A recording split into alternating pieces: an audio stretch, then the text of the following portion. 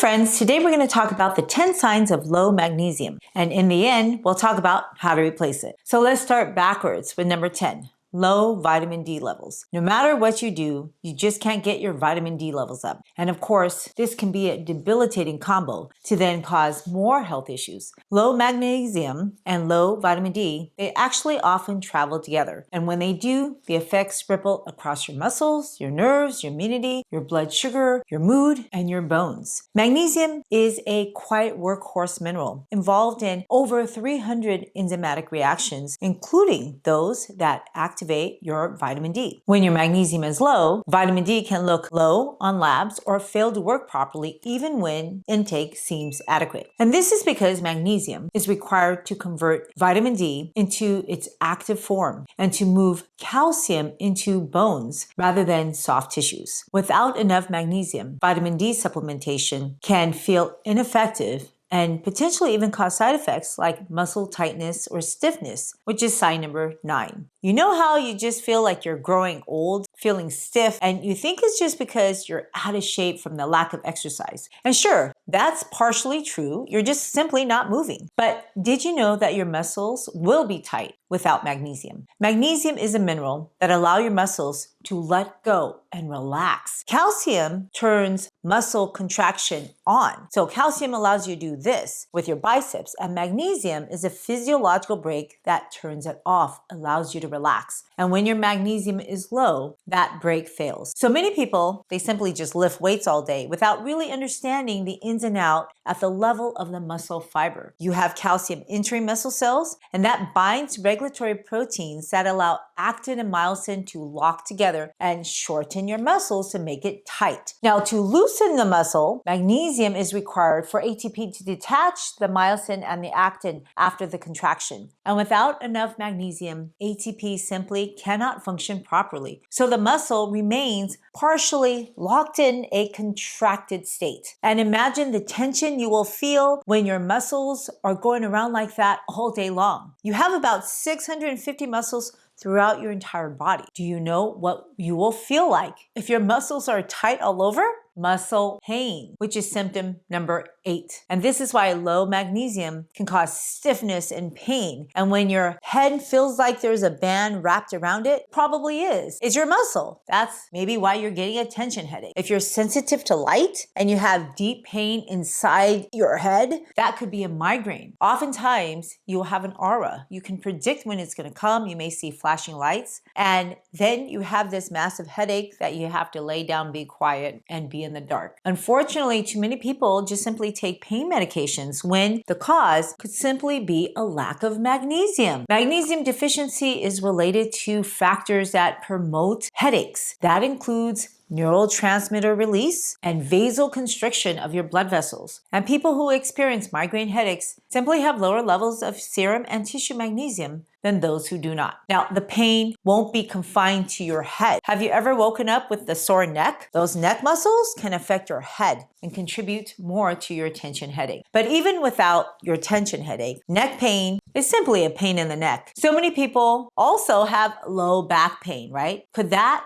be because you're magnesium deficient? Your back is made worse by poor posture and by sitting all day long. And if you go down to your leg, have you ever woken up in the middle of the night with a Charlie horse? That was me 2 decades ago. And that's symptom number 7. Bad muscle cramps. My calf would go into a cramp in the middle of the night. It was so tender that you can't touch it. You can't even put a blanket over it. I just wanted to be left alone for it to go away. And you just don't know how to move your body to get it to relax. Cramps suck. Now I make sure I eat magnesium-rich foods, and I'll tell you some of those later. And I also supplement every day. And I'll share with you my favorite supplement, hint, hint, it's on my table, that has magnesium. At the nerve-muscle junction, magnesium normally dampens excessive nerve firing by blocking calcium influx into nerve terminals. And when magnesium is deficient, your nerves fire more easily and more often, releasing excess acetylcholine into your muscle fibers. So that means your muscle is repeatedly told to contract, contract, contract, even when it's supposed to be at rest, leading to twitching, muscle spasm, and sustained tension. Now, magnesium also regulates calcium distribution inside cells. So when your magnesium is low, calcium accumulates inside your muscle cells instead of being pumped back into storage. And elevated intracellular calcium keeps contraction pathways active and prevents full relaxation, especially in smooth muscles and cardiac muscles. It's not just skeletal muscles that suffer. So that brings us to symptom number 6, high blood pressure. That's why I have my blood pressure meter here. This is because smooth muscles and cardiac muscles, they control your blood pressure. So magnesium plays a central role in how high your blood pressure will be because it directly governs how the blood vessels relax or contract. And your blood pressure rises when arteries stay narrowed, stiff, or overreactive. Let's check my blood pressure now. Okay, remember you're supposed to uncross your legs, sit down, put your blood pressure cuff. You can pick your right or left arm. I suggest people check both because oftentimes it could be different. I'm going to line up the blood vessel with the little dot here. Mine has a little dot. Yours may have an arrow or some kind of marker to tell you to put it in the middle of your elbow or the antecubital fossa. And then I'm going to press start and I'm going to have my arm at the level of the heart and I'm supposed to stop talking.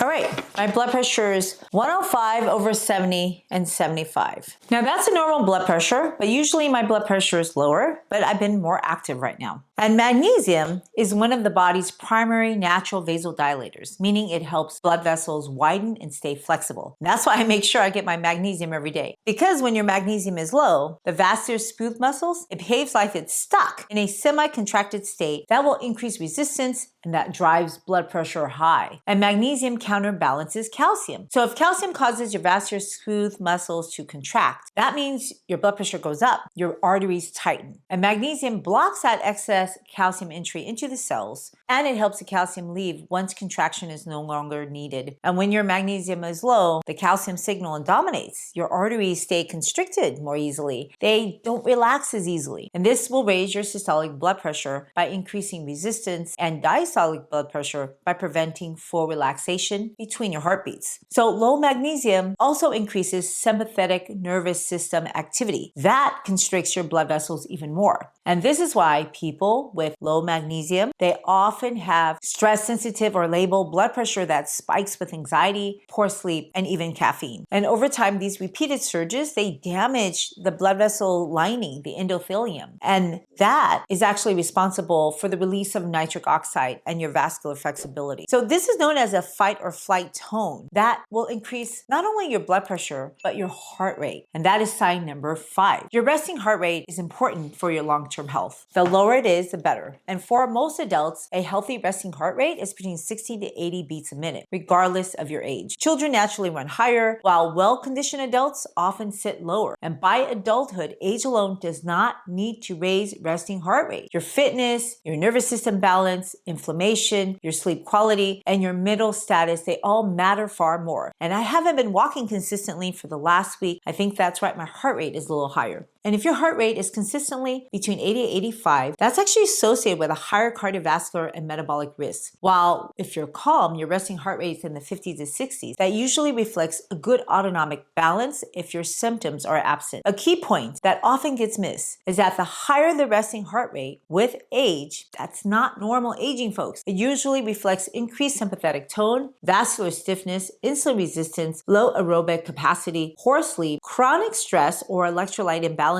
such as low magnesium or maybe even potassium. Many people see their resting heart rate drop over months when your inflammation is reduced, your fitness improves, and your nervous system balance is restored. Do you know where you have a ton of smooth muscles? In your gut. What happens when your gut can't relax? You get constipated, which is sign number 4. Magnesium is essential for normal intestinal movement, hydration of stool, and relaxation of your gut muscles. So the colon is made largely of smooth muscles, and like all muscles, it needs a supply of magnesium to relax after it contracts. So when magnesium is low, the colon, it tends to stay tight and then it's sluggish rather than rhythmically contracting and releasing to kind of squeeze that poop out. This slows peristalsis, the wave-like motion that moves stool forward. Now, magnesium also regulates fluid balance inside your intestine. It draws and retains water within the bowel lumen. So when your magnesium levels are insufficient, more water is absorbed back into your body, leaving your stool dry, hard, and difficult to pass. And this is why constipation from low magnesium often comes with straining, pellet-like stools, and a sense of incomplete evacuation. There's also a nerve component. Magnesium calms the enteric nervous system. That's a system that talks from the brain to the gut. And when your magnesium is low, your nerve signaling becomes erratic and it's overly excitable, but it's poorly coordinated. And this results in a colon that contracts in the wrong places and stays clenched instead of producing a smooth, propulsive, rhythmic movement to then propel that stool out. And this pattern is especially common in people who have stress-related constipation. And I'm not done. Low magnesium further worsens constipation through its effect on your stress hormones and your insulin. Magnesium deficiency increases sympathetic nervous system tone, cortisol, both of which suppress your digestive activity. And at the same time, low magnesium, that promotes insulin resistance, which then alters your electrolytes and slows gut motility. And this is why constipation often clusters around anxiety, poor sleep, muscle tightness, and elevated blood pressures, as well as elevated blood sugars, which is sign number 3. If you're having a difficult time controlling your blood sugars, then you would benefit by focusing on eating magnesium-rich whole foods, not simply taking a magnesium supplement. And I'll explain why later. Magnesium is in any naturally green plant. So if you eat dark leafy greens, you're going to get magnesium. And I think that partially explains why people feel so much benefit and can clean their colon when they simply drink green vegetable juices. Now, magnesium is also in beans and legumes, which are also high in resistant starch and soluble fiber. It's the best remedy to prevent constipation. So many people try to take fiber supplements that actually gets them more backed up. Fiber adds bulk, but if the colon cannot relax or hydrate the stool properly, more fiber will make your constipation even worse and it'll cause more bloating and discomfort. And in these cases, maybe simply storing magnesium allows the gut muscles to relax, improve water movement into your stool, and then reestablishes the normal peristalsis. Now, in short, magnesium deficiency, it can cause constipation by making the colon tight instead of supple, by drying out the stool, by disrupting the nerve coordination, and by shifting the body into a stress-dominant state. And until you restore that magnesium balance, the gut often remains slow, no matter how healthy you think you're eating. Hi, friends. I am so thrilled that you want to take charge of your health and take charge of your food. Now, I know nutrition can be complex, but it doesn't have to be. And I'm here to support you in this lifelong journey. So if you point your camera app to this QR code, it'll take you to a link for a free handout that I created just for you. And if you like it, if you want to see other handouts, please go to the link in my show notes and then you can leave me your feedback on what I could do to help you in your journey. Okay, back to the video now. And of course, stress hormones makes all this worse. Low magnesium heightens your sympathetic nervous system tone and your cortisol output. This shifts muscles into a chronic, ready to contract state, particularly in your neck, in your jaw, in your pelvic floor, and your calves. And over time, this sustained contraction actually reduces blood flow to that body part and it increases local inflammation. And it simply reinforces the tightness that you're feeling. The result is a paradox people often notice. Muscles feel hard, tight, and painful, yet they're so tired, they're fatigued, and they lack strength. So that pattern, tight but weak, is classic for magnesium deficiency. And until your magnesium is restored, stretching alone will fail because the biochemical off switch for muscle relaxation is missing. I cannot emphasize how vital getting enough magnesium is in your health every day. Magnesium is one of the most important minerals for heart rhythm because the heart is an electrical muscle. It's not just a pump. Every heartbeat depends on tightly controlled movement of charged particles, especially calcium, potassium, sodium, and magnesium. Magnesium simply acts as a master stabilizer of this electrical traffic. And when magnesium is low, the heart becomes electrically irritable and more prone to arrhythmia disturbances. At the cellular level, calcium initiates contraction in the heart muscle, while magnesium helps us shut that signal off and reset the cell for the next beat. But if you don't have enough magnesium, well, you're going to have excessive calcium stimulation to flood cardiac cells, prolonging depolarization and delaying repolarization. So this creates an after depolarization, which are abnormal electrical impulses that can then trigger premature beats, atrial fibrillation, supraventricular tachycardia, or other ventricular ectopic beats. And I mentioned magnesium regulates potassium. Potassium is essential for returning the heart cells to its resting electrical state after every beat. And therefore, without adequate magnesium, your potassium can't function properly inside cells, even if blood potassium appears normal. And this is why arrhythmias, they often persist despite normal potassium levels until magnesium is corrected. And the nervous system then compounds the problem. Low magnesium increases sympathetic tone and catecholamine release, essentially keeping the heart in a mild fight-to-flight state. This raises heart rate variability, instability, and lowers the threshold for palpitations, skip beats, and stress-triggered arrhythmias. Many people notice their arrhythmias worsen with anxiety, poor sleep, dehydration, or illness, all states that further deplete magnesium. And clinically, magnesium deficiency, that's strongly associated with atrial fibrillation, frequent premature atrial contractions, QT prolongation, and medication-induced arrhythmias. Magnesium is so central that it is routinely given intravenously in hospitals for people with cardiac issues, including torsade de pointe and other dangerous arrhythmia disturbances. And that's even when serum magnesium is only low normal. A key reason this problem is missed is that serum magnesium represents less than 1% of your total body magnesium. So someone can have normal blood levels while cardiac and intracellular magnesium are totally depleted. And hence, the number one sign of low magnesium is normal serum magnesium. Isn't that ironic? The levels in your blood are simply not accurate. And so, as physicians, we look for clues that point us towards low magnesium that's related to your heartbeat, like arrhythmias, having muscle cramps, maybe eye twitching, constipation, anxiety, poor sleep, and palpitations, which can fluctuate with stress or with dehydration. So how much magnesium should you be taking in a day? That's not an easy question to answer because a person running a marathon will need more magnesium than a person sitting at their desk. But if you're sitting at your desk sick, fighting the flu, you're going to need more magnesium than you when you don't have that problem. Get it? Every day, our physical demands for magnesium will change. So when it comes to magnesium, it's important to understand how much you need based on your physical stressors. It's really not optimal to just pass at a minimum level to sustain life. Magnesium is so vital because it is involved in over 300 different biochemical enzymes in your body just to keep you alive. So I recommend everybody shoot for an A+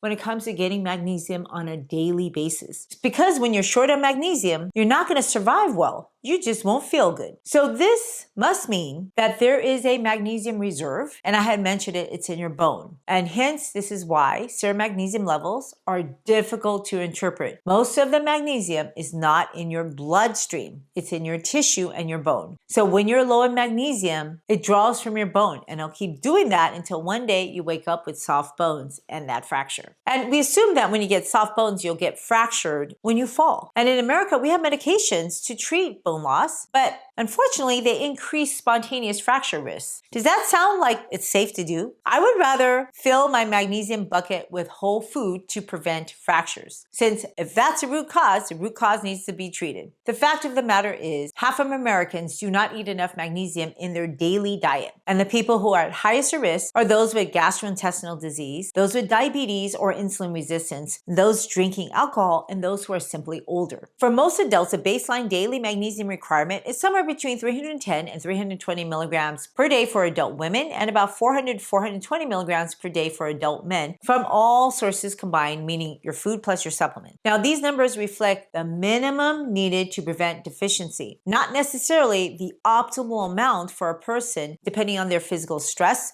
for all your body, your muscles, your nerve, your heart, your metabolism. Physical activity, of course, significantly increases your demand for magnesium. That's because your muscles need to contract and relax, and magnesium is consumed every time your muscles contract because, like I said, it needs to relax. It needs to also be able to generate ATP to help relax, and it needs to regulate electrolytes that you can lose through your sweat. So even moderate exercise will increase magnesium turnover, while intense and prolonged activity, you can substantially raise your daily requirements, your daily needs. So as a practical adjustment, light activity such as walking or casual exercise, you may need an additional 25 to 50 milligrams of magnesium a day. And moderate regular training can often push that to 50 to 100 milligrams a day. And then if you do heavy training, endurance training, sweating heavily, that can all increase by another 100 to 200 milligrams a day or more, depending on your load. And stress load matters as much as the way you exercise. High intensity workouts combined with poor sleep, calorie restriction,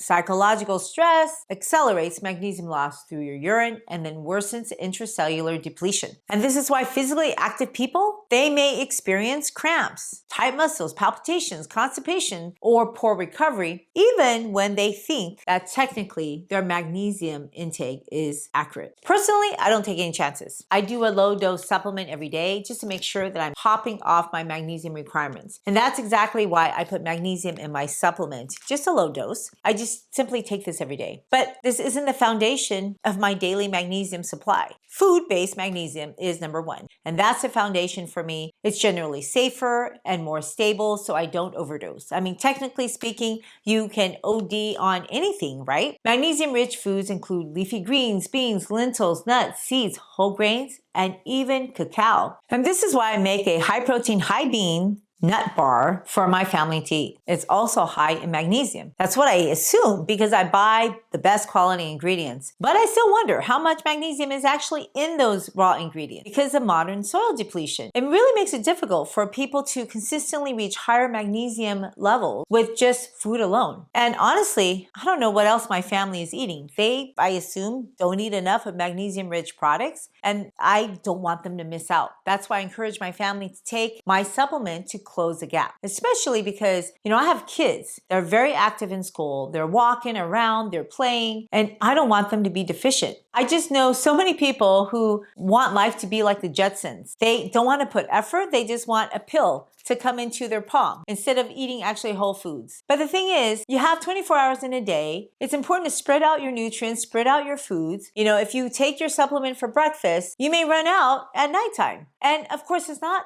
good to overdo anything in life, including magnesium. But really, tolerance depends on how well you're spreading your intake throughout the day instead of doing it all at once, right? So if you do too much magnesium all at once, you can get toxic, and on the lower end of toxicity is having diarrhea, abdominal cramping, and nausea. But hopefully, just that will stop you from taking too much because magnesium can actually cause arrhythmias and difficult breathing. And that's not something that anybody should be doing. The upper safe limit of magnesium supplementation for adults is around 350 milligrams. And remember how I said supplementation probably won't be enough to fix your blood sugar problems? Well, if you want to learn more about that, watch the next video.